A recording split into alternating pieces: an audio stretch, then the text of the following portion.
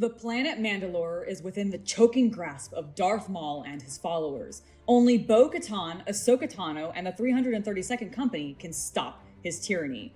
My name is Angela, this is a ridiculous number of LEGO Battle Packs, and you're watching Hobby Night. A lot of other YouTubers out there have collected these massive amounts of minifigs, and they're always incredibly impressive, but there's something that I notice about the legions they're assembling. They just collect a lot of the same minifig over and over again, and they don't actually structure their armies into proper armies. And I wanted to do something a little bit different. I wanted to combine my love of LEGO Star Wars alongside my love of military stuff and wargaming. Because you see, I've built a lot of Warhammer armies, and now I want to build a proper clone army that has roles, ranks, etc. So the first step, just like in Warhammer, is to choose a chapter that I want to base my army off of, and this was a super easy choice for me, the 332nd Company. Who are they, you might ask? The 332nd Company, informally known as Ahsoka's Clone Troopers, was originally part of the company of the 332nd Division of the 501st Legion of the Grand Galactic Republic Army. They were originally formed in part of the late Clone Wars, where they were assembled so that they could aid with the retaking of Mandalore.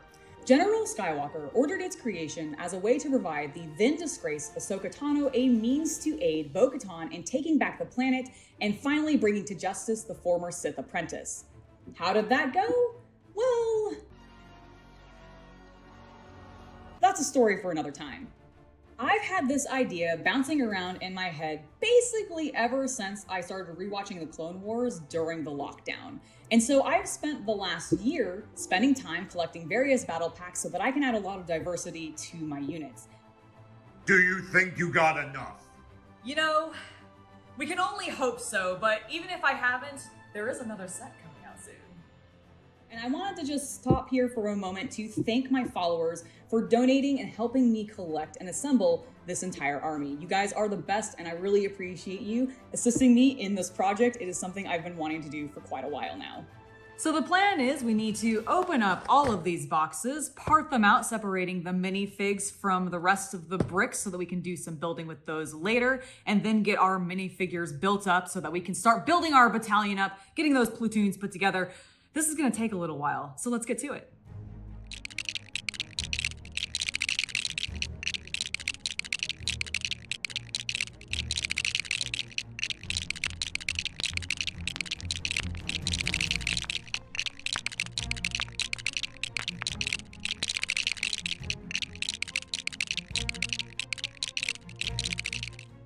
Hey guys, just jumping into the video to remind you to hit that subscribe button and bell icon for notifications so you never miss future content on the channel. And if you're into the spicier side of the hobby, you can find a link to my Only Fanatics down in the link tree below in the description. Now, let's go ahead and get back to the video.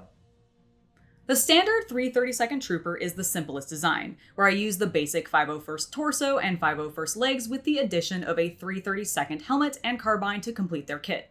There are 5 standard troopers in every squad for tactical fire support.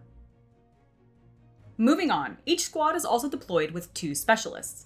I made an equal number of long-range snipers and heavy weapons wielders for this, adding orange flash guards to the heavies and scopes to the snipers as appropriate.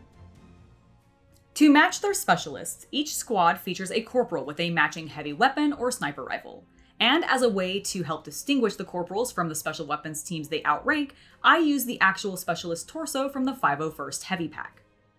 To command 3/4 of the squads, I assembled an array of sergeants. To distinguish them, I used the 501st officers' torsos from the Heavy Packs and equipped them with rangefinders and a pistol, as their main role is leading their squads. The remaining squads are led by their platoon officers, lieutenants built using the 501st officer legs and the clone Captain Vong torsos to give them the look of commissioned officers. As for command, the 1st Platoon's 1st squad is led by the illustrious Captain Rex, and accompanying him are his uncharacteristically charismatic clone brethren. As you can likely tell, I am using custom clones from Amazon for this, because I am not shelling out $650 for the vendor just to get a minifig. You can't make me. You hear that, LEGO? You just can't. Oh, and before anyone makes a point of how heavily the 332nd used jetpacks in the Battle of Mandalore, I equipped the entire 1st Platoon with jump troops to represent their elite forces.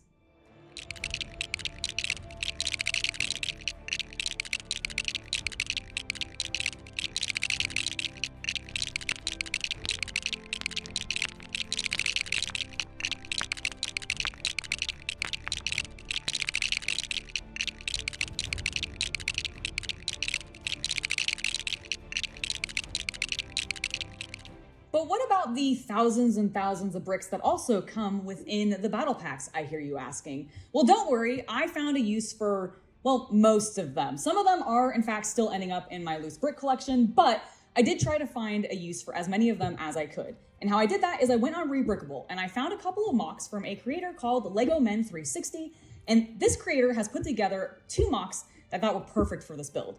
One is a better scaled cannon, and the other is a better scaled swamp speeder. Both of these came in some of the battle packs that I already gotten, but they were really small and I didn't really like the scale to them. So I built up these mocks, added them to the army, and while this wasn't part of the original plan, I really like what it does for the army. It adds a little bit of height to the visual presentation of it, and it just looks perfect. So now that we have everything built and together, let's go ahead and assemble the full team and show off the army and take back Mandalore from that dastardly Darth Maul.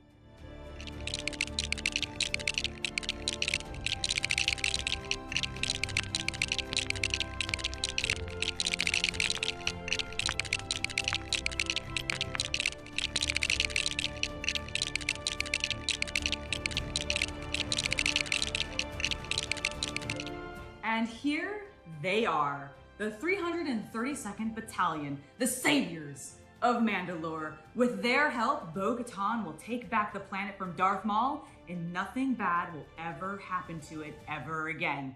Nothing at all.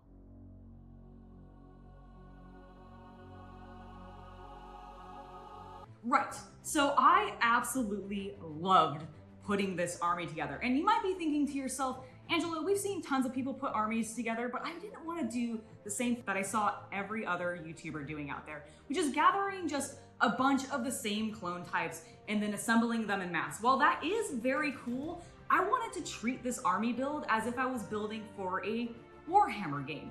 I want them to be different, to feel like they felt in the show, where they showed a little bit of their individuality.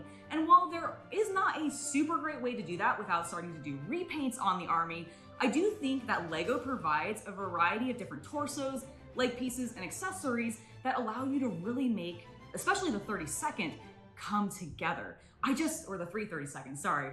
I just really love the way that this display ended up turning out. There's a lot of height in different variety. We have a couple of different mocks added in to really make the army feel a bit more unique and special. And I especially just love how it all came together and looks visually as a final presentation. I can't wait to put this on display on my shelves, and I hope that you enjoyed watching me put it together. Before I head out, I do want to give a final thank you to my patrons and YouTube members for helping make content like this continue to happen here on the channel. Your guys' support means the world to us, so thank you very, very much. I have been Angela, and I hope you have a wonderful hobby night. I mean, do you have anything you want to say? Not specifically, I kind of just want to burst through. Is this just like sort of a catharsis? Yeah, this is just sort of a catharsis. All right, sort of do a wind up for it. Okay. Like, Go like lowish. You want to send them flying. Oh yeah, no, I'm going to, but I want to do the wind up here. Like. Okay. You see what I'm saying? Yeah, Okay, just don't ready? punch the shelf. I won't. Ready? Yep.